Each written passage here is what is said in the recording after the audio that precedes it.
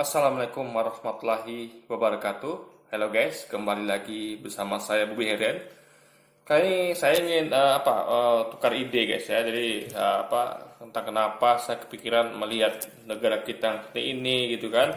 Banyak sekali carut marutnya ya. Masalah Covid lah, ekonomi kita nyungsep lah, apalagi ketidakadilan hukum dan lain-lain, ketimpangan antara si kaya dan si miskin. Saya kok ya punya ide gitu guys, dan saya kepikiran aja gitu. Dan sepertinya ini mau saya bagikan ya ide ini, mungkin jadi sebagai suatu bahan untuk pemikiran ya. Mudah-mudahan kalau Anda mendengar ini dan Anda dikasih kesempatan untuk menjadi pengambil kebijakan atau mau kebijakan, Anda beruntung bisa minimal PRT lah gitu kan, atau PRW, lurah, camat sampai ke presiden ya. Alhamdulillah kalau ada dapat waktu Anda bisa menerapkan ya guys. Karena kan namanya ide, gitu tuh kepikiran ya, bisa setuju bisa tidak. Ya, tapi yang penting kita ambil kebaikan ya guys. Nah, gini. Ide ini berdasar pada keyakinan saya. Itu di mana ya, dalam Islam ya, karena saya beragama Islam ya. Itu pemerintahan itu guys tidak berbisnis. Ya, dalam Islam itu khalifah tidak berbisnis. Di khalifah itu murni hanya sebagai mendistribusikan dari harta-harta rakyat kepada yang membutuhkan. Jadi dia cuma sebagai distributor lah. Ibaratnya dia mengumpulkan zakat dari rakyat. Kalau dari muslimin namanya zakat. Kalau dari non-muslim namanya jizyah. Jadi zakat itu lebih besar pada jizyah. Jadi kalau kaum muslimin bayar zakat itu lebih besar daripada kaum non-muslim bayar jizyah guys. Jadi zakat lebih besar. Nah, kita anggap samakan aja ya. Karena kita kan ngomong nanti ada lagi yang bilang kok pakai ini untuk Islam aja, enggak, saya pengen semuanya. Jadi gini, kita bikin aja sama. Jadi tiap rakyat itu punya, jadi nggak dibedakan ya. Bahkan jadi ya kalau yang justru kalau ikut Islam kan, yang rugi kan yang kaum muslimin karena mereka bayar lebih mahal. Yang non muslim kan lebih murah. Nah, kita sama aja lah gitu. Jadi yang kaum muslim nggak rusak rugi gitu kan. Jadi sama dengan non muslim gitu. Karena kita pengen bikin pemerintahan atau negara yang tidak merugikan kaum muslimin atau non muslim. Sementara kalau di kekhilafan ya rugi kaum muslimin karena mereka bayar jizyah lebih besar daripada mereka bayar zakat itu lebih besar pada non muslim bayar jizyah guys. Nah, itu yang belum ngerti ya. Bagi kawan-kawan kita yang non muslim yang belum ngerti ya, kami tuh bayar zakat lebih besar daripada kalian bayar jizyah kalau di negara-negara khilafah guys. Nah, kita samakan aja lah. Nah, jadi gini, idenya adalah mereka ya, pemerintahan muslimin Islam ini membuat suatu baitul mal. Ini baitul mal itu adalah hasil dari dana dikumpulkan dari rakyat gitu, ya kan. Bisa berupa makanan, hasil tani, apa segala macam sampai ke uang gitu kan. Nah, jadi negara sama sekali, pemerintah Islam sama sekali nggak berbisnis guys. Bisnis semua serahkan kepada rakyat, ya kan.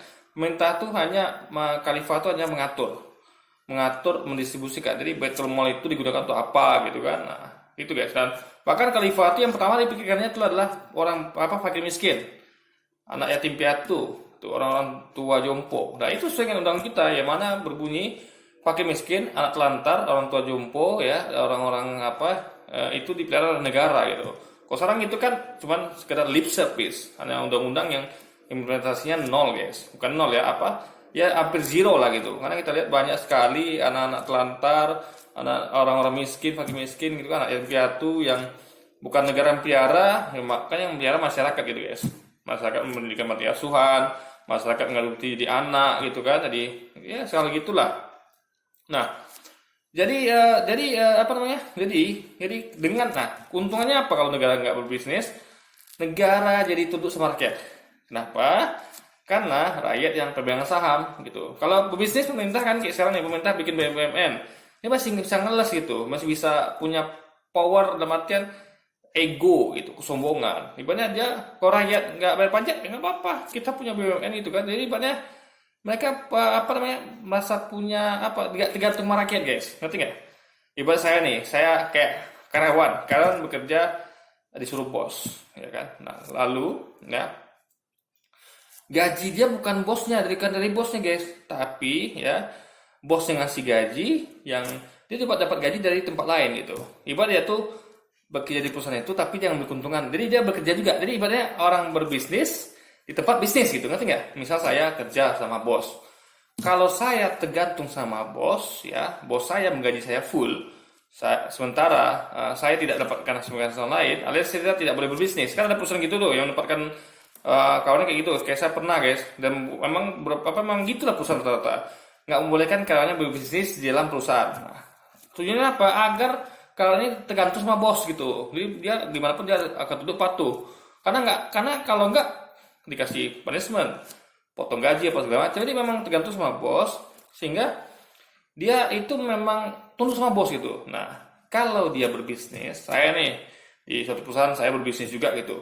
Nah, bahkan bisnis saya lebih besar pada yang dikasih bos gitu kan. Nah, apa terjadi?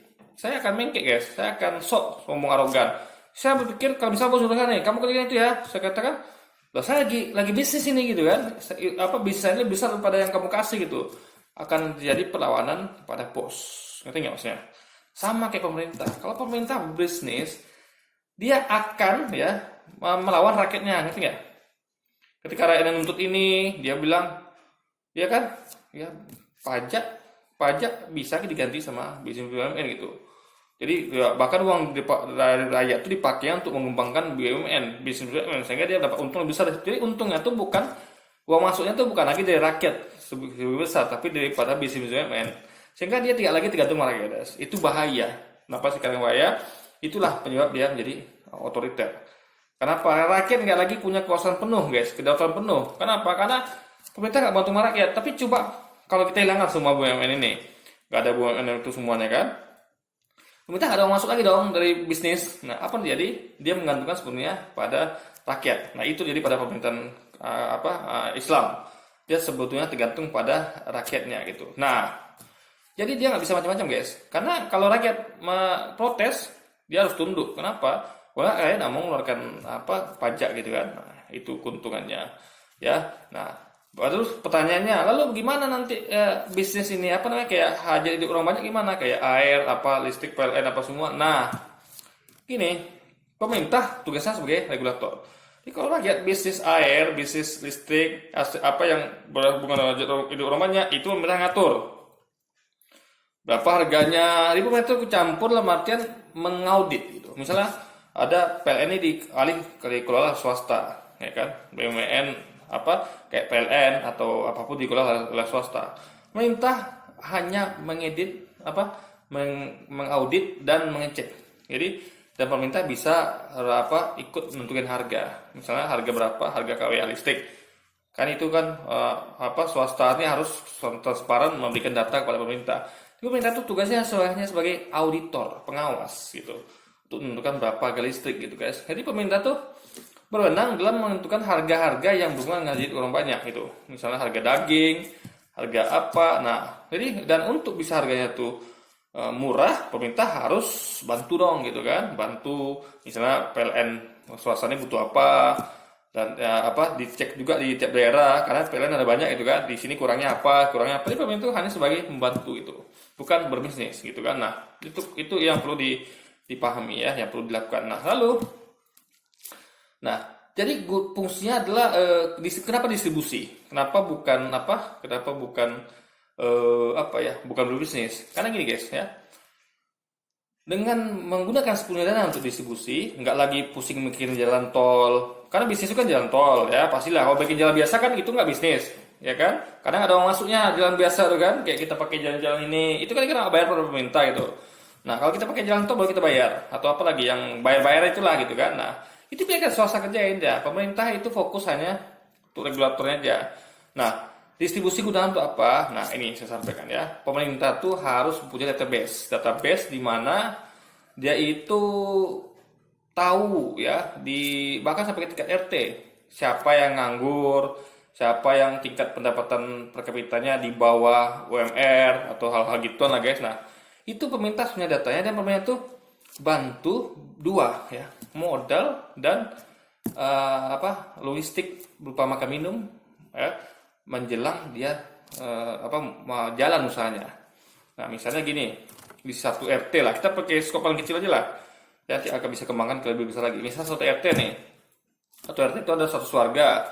Nah, lalu Pak RT ya itu ngecek warganya.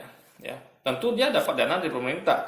Karena apa Baitul Mal atau apa dana pajak tadi kan itu didistribusikan sampai ke RT gitu kan. Karena tidak ada lagi bisnis gitu kan. Nah, di betul-betul dana rakyat semuanya tuh ya itu karena rakyat berbisnis tentu dia bayar lebih banyak gitu. Karena kalau rakyat nggak berbisnis di monopoli pemerintah, rakyat tentu tidak apa kurang pebisnisnya.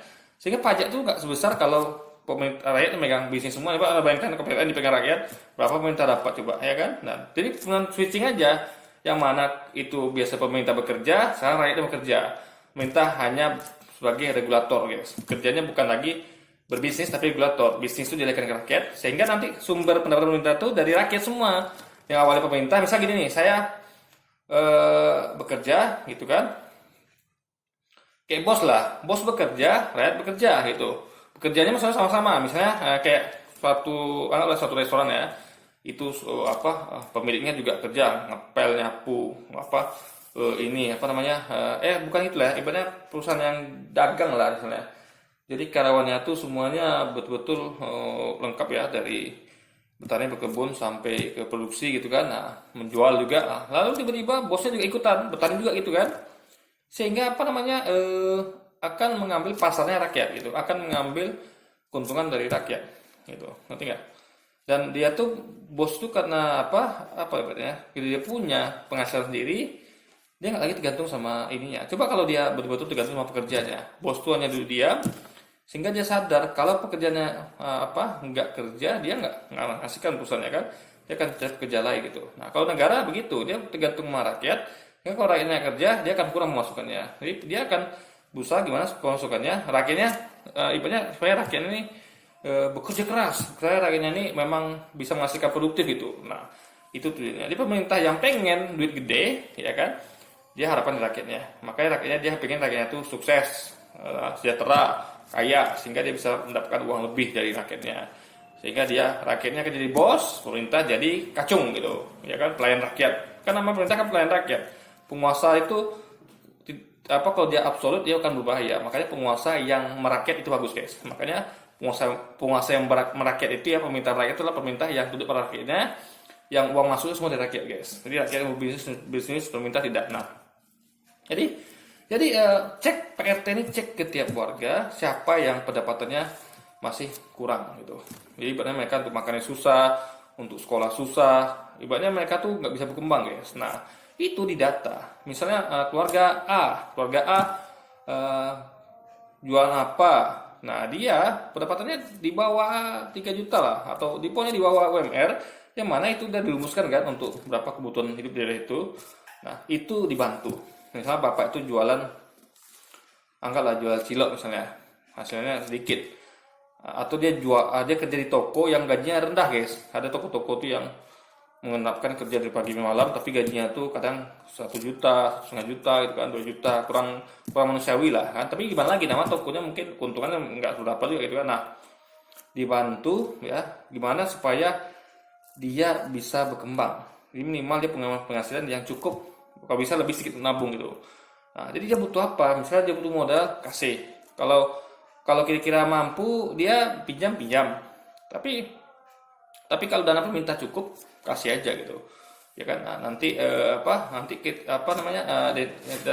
jadi dia tuh juga nggak jadi beban. Anggap aja itu pemberian pada rakyat gitu kan. Tapi kalau mau pinjamkan juga untuk dana balik lagi, oke, masih bisa. Tapi jangan beratkan rakyat. Ibaratnya kalau dia mampu bayar, malah dia hancur gitu. Tapi kalau jadi begitu guys, rakyat itu kan kadang-kadang kita maksa harus jadi petani, harus jadi peternak. Enggak guys, sekarang ini zaman ini bidang pekerjaan banyak gitu kan, ada YouTuber, ada segala macam gitu kan, bidang seni segala macam, pemusik segala macam. Nah caranya adalah ya, yang pengangguran ini ya, dia harus ditanya betul, jangan sampai ada orang nganggur gitu intinya guys.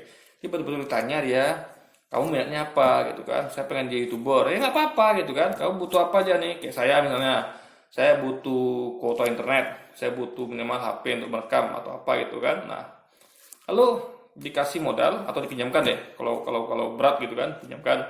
Dan itu dikasih waktu, Misalnya gini, karena gini loh, untuk waktu itu adalah untuk mendrive dia supaya dia tuh kencang gitu guys. Ibaratnya gini, kamu mau petani ya, atau kamu jadi youtuber ya, oke, itu kira-kira butuh berapa lama untuk sukses?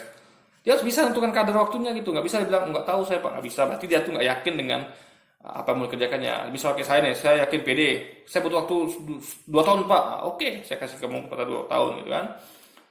Dan juga pemerintah tuh harus jeli. Ini orang apa melebihkan waktu nggak atau gimana nggak? Itu perlu riset juga gitu kan. Makanya perlu tim yang kompeten. Nah, kasih dia kepada 2 tahun, beri dia logistik, ya modal apa semua, hitung nanti kalau mampu dia udah sukses dia balikin pelan-pelan gitu kan. Atau misalnya kalau dia gagal misalnya, ya kita harus ngobrol terus ini ya, ngobrol terus guys sama dia guys. Kamu kenapa gagal? Kamu nggak serius ya? Kamu gimana? Jadi bimbing terus, bimbing terus sampai berhasil guys. Jadi gak bukan hanya ditinggalkan modal atau tinggal enggak, dibimbing sampai sukses itu kan. Nah, lalu kayak anak-anak itu yang udah usia 12 tahun ke atas saya, yang kalau di bawah itu wajib sekolah gitu. Nah, misalnya dia nggak mampu, tanyakan bapaknya, kamu kenapa anakmu nggak sekolah pak? Saya nggak mampu. Pendapatan kamu berapa? Oh gaji saya gini. Oke, berarti dinilai memang kamu nggak mampu. Bapak nggak merokok kan? Nggak segala macam kan? Enggak. Oh, berarti bapak ini memang uangnya habis bukan untuk foya-foya atau beli barang nggak guna. Memang dia nggak mampu guys gitu.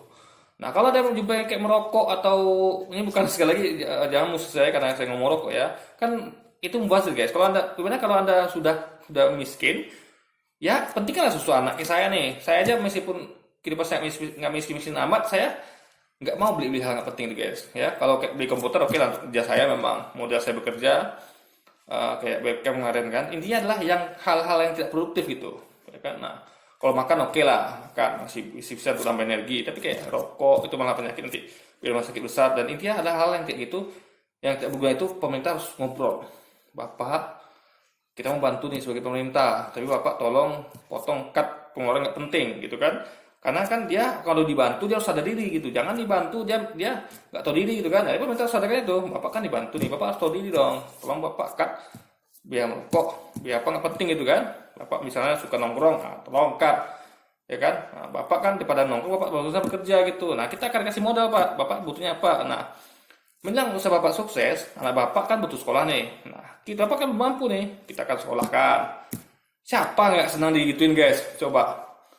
Kecuali memang yang brengsek ya, itu brengsek saya ampun DJ deh kalau memang brengsek. Tapi kalau orang tua yang digituin ya, kayak saya nih, saya suka merokok misalnya apa segala macam gitu, suka nongkrong. Padahal saya susah, saya nggak sekolah gitu kan. Karena saya pikir pun kalau saya nggak merokok atau nggak nongkrong juga nggak cukup tuh biaya anak saya sekolah gitu guys. Karena mungkin biaya sekolah mahal. Nah, pemerintah yang datang ke saya ketika nawarkan gitu, Bapak potong rokok ya, potong nongkrong apa saja biaya nggak perlu potong ya. Saya akan kasih bawa modal sampai sukses. Anak Bapak saya sekolahkan. Siapa nggak senang coba guys?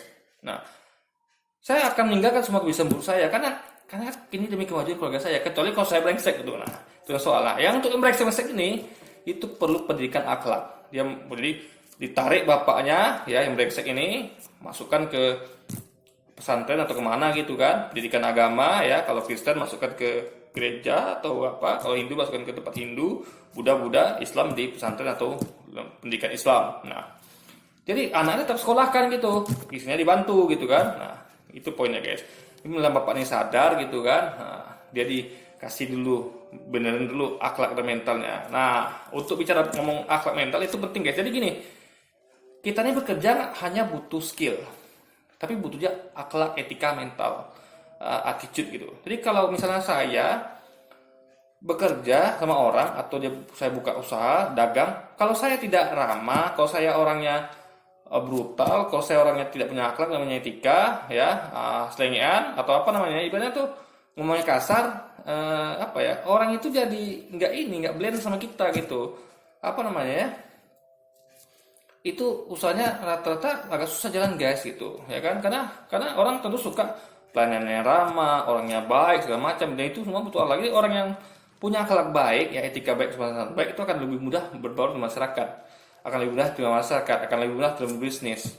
Karena kalau Anda tahu ya di Jepang itu tidak bagaimana kesopanannya, mereka betul-betul sampai menyambut tamu tuh mengatakan terima kasih, bahkan tamu itu nggak makan pun dia tetap terima kasih gitu kan, tamu nggak belanja pun terima kasih. Itu saking tingginya apa mereka guys, kesopanan mereka. Nah itu perlu contoh. Jadi untuk mendorong seorang sukses itu perlu dua, akhlak atau etika sopan santun, mental ya, itu inner, dan juga skill. Bagaimana kemampuan dalam mengerjakan sesuatu gitu. Nah, itu harus dikejar pemerintah gitu.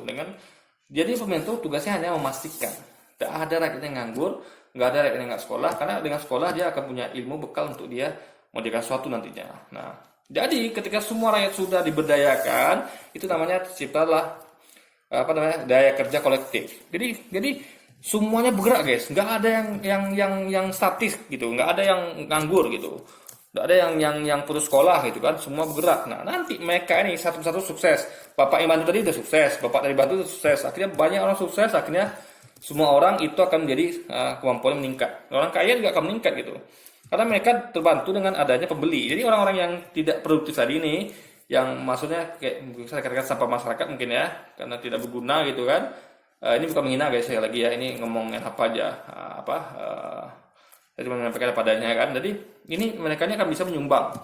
Misalnya kayak ada satu keluarga itu nganggur atau nggak mampu beli produk ini misalnya. Nah, kalau mereka sudah survive atau mereka sudah mapan kan mereka bisa beli produk ini gitu. Jadi yang kaya pun akan terbantu gitu. Yang kaya akan terbantu. Kenapa? Karena makin banyak beli produk mereka kan. Karena makin banyak orang-orang sukses baru bermunculan gitu. Mereka biasa beli produk-produk yang murah, mereka akan naik produk yang meningkat lagi sehingga akan industri yang berkembang lagi gitu. Nah, pemerintah pun akan dapat keuntungan besar lagi. Kenapa? Karena makin banyak pajak yang serap gitu. Nah, itu yang ya perlu dijalankan guys. Bukan pemerintah berbisnis gitu, sehingga akan monopoli dan mematikan rakyat itu bisnis gitu. Serahkannya bisnis sama rakyat. Pemerintah cukup sebagai regulator dan hukum tegakkan. Jangan lupa hukum tegakkan ya. Makanya kalau dalam pemerintah Islam itu pakai syariat Islam. Kalau enggak ya sudah.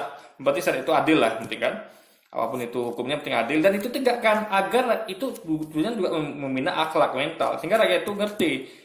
Dia udah dikasih pendidikan akhlak nih, salah satu etika. Tapi kalau dia masih melanggar ya, masih melakukan perampokan, pencurian, pemerkosaan segala macam, pada akhlak udah dibina, dihukum biar jerah dan mereka tidak lagi melakukan itu. Jadi ada pendidikan moral akhlak dan juga ada hukuman moral akhlak. Jadi lengkap. Jadi mereka tuh nggak bisa. Jadi mereka tuh di depan mereka ada dinding, belakang mereka dinding gitu. Jadi mereka dipaksa untuk belajar akhlak, punya akhlak baik, dan ketika mereka tidak mempertahankan akhlak itu atau mempunyai itu, mereka akan dihukum guys. Jadi akan menutup kemungkinan memberikan peluang orang untuk tidak berakhlak gitu guys. Dan itu akan membantu pekerjaannya. Lagi kalau dia punya skill lengkap, skill akhlak udah jadi manusia yang sukses itu. Oke?